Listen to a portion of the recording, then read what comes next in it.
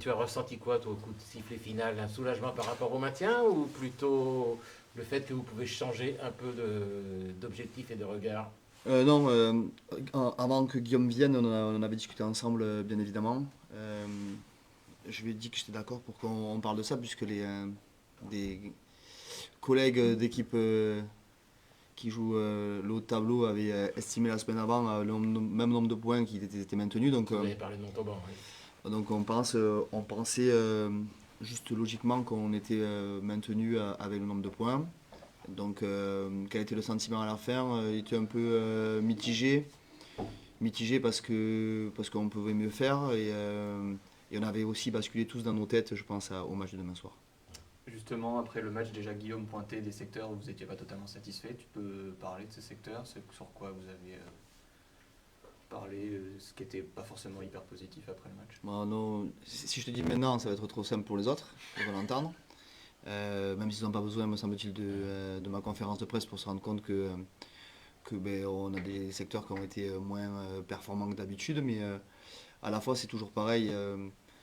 Je ne sais pas réellement quelle est la bonne balance entre dire et de prendre le verre à moitié vide dessus à moitié plein. Vous en connaissez le dicton à force, mais en soi, ce qui me paraît hyper important, c'est la cohérence. On marque encore 6 essais, alors on en prend 2 en effet. On en prend 2 sur des choses qui nous paraissent un peu simples. Voilà, il y a deux trois circulations défensives qui n'ont pas été bonnes.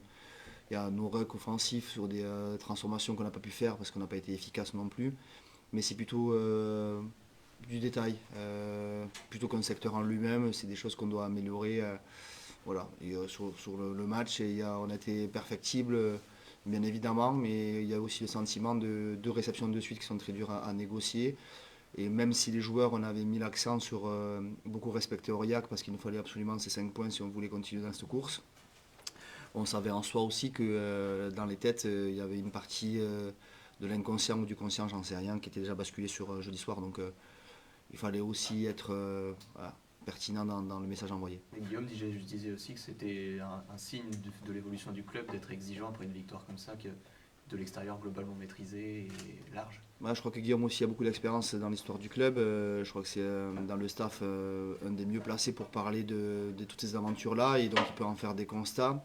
Dans mon histoire à moi, en tout cas depuis 21 mois, l'année dernière, si on avait pris un bonus comme ça, on aurait été hyper euphorique. On en devient exigeant parce qu'on veut avancer dans notre projet et que bien évidemment que on doit valider les étapes une après l'autre. Et cette étape-là, quand elle n'était pas bien validée, ben, on est frustré. Et à la fois, on était déjà, je pense aussi dans nos têtes, inconsciemment ou consciemment, projetés sur Grenoble. Ouais, ce match de Grenoble, justement, large leader de Pro D2. Jeudi soir, 21h à Chanzy. Maintien en poche, ça veut dire qu'il y a moins de stress, de pression. La pression, elle est toute positive. C'est un match excitant. En fait, elle doit être à plusieurs sens positive la pression. D'abord parce que le club dans son histoire, depuis 15 ans, il a toujours joué le maintien. Et je crois que quand même, il faut qu'on soit hyper logique, hyper cohérent face aux grasses écuries en face de nous. On doit d'abord acquérir le maintien le plus vite possible. C'est ce qu'on a, me semble-t-il, presque réussi à faire ou fait. En soi, maintenant, ce qui est important pour les joueurs, c'est qu'ils continuent à vivre la saison qu'ils ont envie de vivre, parce que, je le répète, même si j'ai lu ici et là, surtout dans le middle de lundi, mais c'est pas toi qui avais écrit l'article, Mathéo, que en tout cas j'avais parlé de top 6, mais bien évidemment que je ne parle pas de top 6 en disant je veux qu'on... Non, c'est eux qui ont fixé l'objectif, et je parle souvent ici du comment. Et donc aujourd'hui, on s'attelle à se dire comment gagner, essayer de gagner en tout cas Grenoble demain soir. Et notre travail à nous, les membres du staff, c'est donner tous les moyens aux joueurs et toutes les clés possibles pour qu'on soit performant. Après, ils sont sur le terrain. Est-ce que c'est un match différent des autres quand même? En fait, le danger, il est là. Le danger, il serait pour que l'environnement général se dise que demain, c'est un événement différent. Et j'ai fait état avec les mecs hier. Pour moi, le seul match qui change d'un match de championnat ou de phase finale, c'est la finale. Pour avoir vécu une finale de championnat de France, chercher un Brennus, c'est le seul match dans une saison que j'ai vécu à Montpellier qui a changé de l'ordinaire. Demain, il restera après 7 journées. Si on pense que demain on joue la finale du championnat de France et que l'enjeu prenne le pas sur le jeu ou en tout cas nous rende stériles, amorphes, en fait on s'est trompé de combat. Demain c'est pas un match de gala. Demain c'est un match où on a le privilège de jouer un jeudi soir, ce qui est rare pour le club, donc il faut saisir l'opportunité. Mais c'est un match qui se joue à 8 journées de la fin et avec la seule envie c'est d'être performant, réussir et respecter le plan. Pour moi, c'est pas un match de gala. On joue pas une finale championnat de France. C'est pas un match pompon, pampan jus de fruits gigot haricot où on va arriver à la fin du match et on va sauter en l'air. Donc Béziers, c'était un match de gala. Ça représentait une fin de saison, 10 ans d'un titre, etc. Demain soir, c'est un match de championnat qui doit en tout cas nous permettre de continuer à avancer sur le chemin. C'est pas un match de gala. On n'aura pas les pompons girls à la fin. On n'aura pas. Comment ? Il n'y aura pas ses essais. Il peut avoir ses essais. Je ne dis pas qu'on ne verra pas de jeu, je dis juste que dans la théorie, je n'attends pas de demain. Demain, on ne saura pas si on va jouer la qualif ou si on va jouer le ventre mou. Et c'est pas les Barbarians. Exactement. Et personne ne le saura demain. Et le message est très clair auprès des joueurs. On ne joue pas la saison de demain. Demain, on joue un match contre le premier championnat. Et c'est cette envie de gagner le premier championnat qui doit nous animer. Le match aller était déjà positionné, je crois, à la fin d'un bloc de 5 matchs. Vous aviez semblé un peu pioché en fin de match après l'heure de jeu.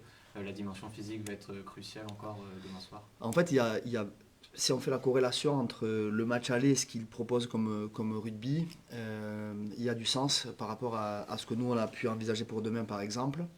La première des choses, c'est qu'on est allé à Grenoble, je crois que c'est Adribo qui joue en 10 ce jour-là.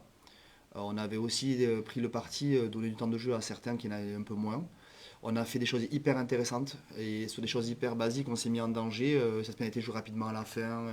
Voilà. Et il y avait des scénarios, alors le score est un peu large, mais me semble-t-il, on n'a pas été largué tout le match. Il y avait le premier match des Lollard ce jour-là, on avait fait des choses hyper cohérentes. La deuxième, c'est la volonté de leur projet et surtout des rencontres qu'ils jouent.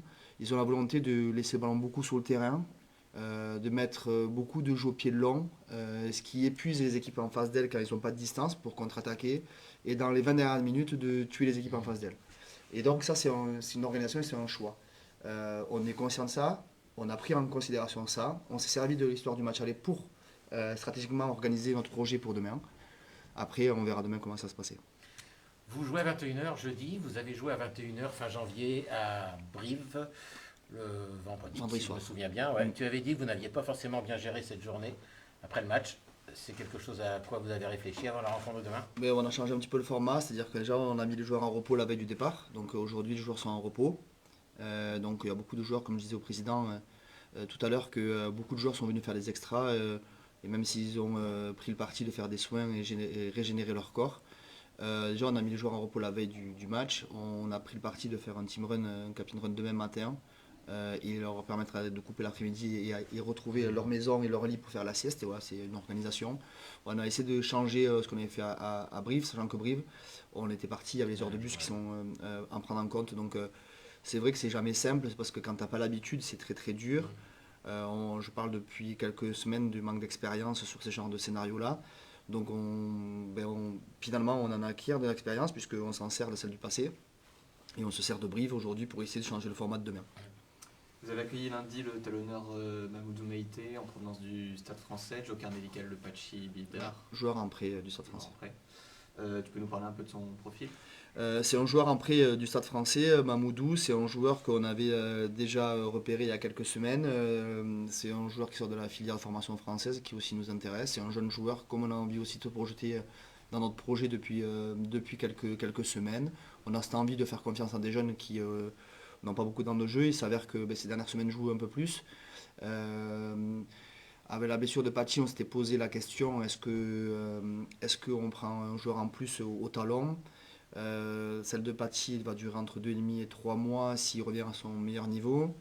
La blessure de la commotion de Motou vendredi soir nous a porté aussi question, à savoir si on devait agir rapidement. Donc, après concertation avec le président et Antoine, on a pris le parti de le faire mettre dans le train le lendemain, sachant que sans faire face en personne, Maël... Le lendemain, il a joué contre La Rochelle. Comment ? Alors la veille, il avait joué contre La Rochelle et le lendemain, il a pris le train. Et on a pris le parti de se dire que le jeune Maël Augry, on devait l'aider à se construire et on ne pouvait pas le lui donner une responsabilité aussi importante de jouer ce genre de match-là, parce qu'à mon sens, aujourd'hui, il n'est pas prêt. Et c'est pas faire injure ni offense que de dire qu'il a besoin encore de jouer des matchs pour jouer ce genre de rencontre-là. Quand tu joues le premier du championnat, qui plus est avec 20 points d'avance et qui domine de la tête et des épaules, on doit nous aussi être capable de préserver notre jeunesse et d'être cohérent avec le tempo qu'on doit leur accorder pour le temps de jeu. Si on te comprend bien, Mamadou Meïté va être sur la feuille de main. Bah, tu commences à me connaître. Ouais. Vendredi dernier, vous avez fait jouer Alexander Massibaka au centre en seconde période. C'est une vraie idée, tu prépares un banc à la 7-1 comme Fabien Galtier. Ah non, ça serait faire offense d'abord aux trois quarts, de 1. Le schéma il n'est pas là, le schéma il a été surtout que François May, qui fait des très très bonnes choses depuis qu'il est arrivé, qui nous fait aussi dire raison sur le fait qu'on est allé le chercher, on ne s'est pas trompé. N'enchaîne pas non plus ces dernières saisons à ce rythme-là, à ce niveau-là. On l'a fait enchaîner 2 week-ends de suite et on s'est rendu compte qu'il avait crampé au bout de la 60. Et ensuite, il y avait aussi cette notion de Georges, qui a quand même son corps, où il faut qu'on prenne soin de son corps. Et de ce fait-là, quand les deux ont eu des problèmes, j'ai été aussi projeté sur la semaine prochaine, donc demain. Et je voulais pas prendre de risques. Donc c'était pas anticipé quoi. Donc non, pas du tout. Et pourtant, on essaie de les construire. Les 6-2 avaient des potentiels changements. Mais on avait déjà travaillé avec Massy. Mais c'était le cas d'urgence. Et le cas d'urgence s'est avéré important. Et je voulais pas blesser des joueurs. Et Massy, donc c'était pas lui rendre service non plus à Massy. Parce qu'on sait qu'il est dans l'œil de la sélection écossaise. Et que il n'est pas content de son match à Provence. Et que là, c'était pas lui rendre service de le faire jouer au centre. On le sait. Donc j'ai eu une discussion avec lui en début de semaine à ce sujet. J'ai conscience de ça, mais dans ce club, et j'espère que c'est partout pareil, mais en tout cas ici je peux le dire, c'est que c'est l'équipe qui prime avant l'individu et qu'à ce moment-là, il devait rendre service à l'équipe. Et il a rendu service à l'équipe. Dernier mot concernant l'arbitre de la rencontre de demain. Si j'ai bien vu, c'est Ludovic Kerr, l'arbitre de la dernière finale de Top 14. C'est un signe du standing de la rencontre, en tout cas c'est gage de... Je crois d'abord c'est une question de méthode. Je crois que depuis l'arrivée de Romain Poite et de Mathieu Rénal, ils ont cette volonté de créer un pool d'arbitres top 14 Pro D2 et plus un groupe de top 14 puis un groupe de Pro D2. Bon, j'ai vu Pierre Brousset arbitrer, je crois, un Biarritz-Colomiers ou un Biarritz-Aurillac, Biarritz-Colomiers je crois, en début de saison. Voilà, Ludo Vic, pardon, parce que ça va dire que je suis trop copain avec. Ludovic Kerr, du coup, est un arbitre de standing international. Ça a aussi le mérite de dire que le club est de plus en plus considéré aussi, alors je ne sais pas comment on peut l'interpréter.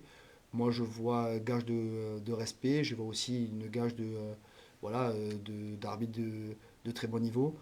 Mais il faut reconnaître aussi que la semaine dernière, Cyril Boulet, je l'ai trouvé très bon contre Aurillac. C'est un arbitre qui arbitre que de la Pro D2 pourtant.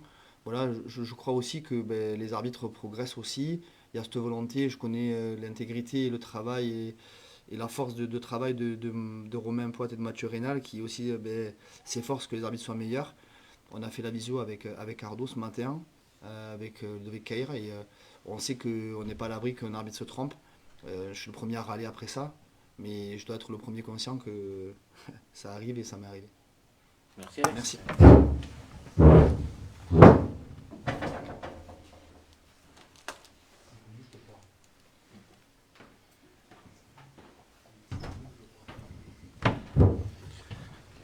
Bonjour Nathan. Bonjour.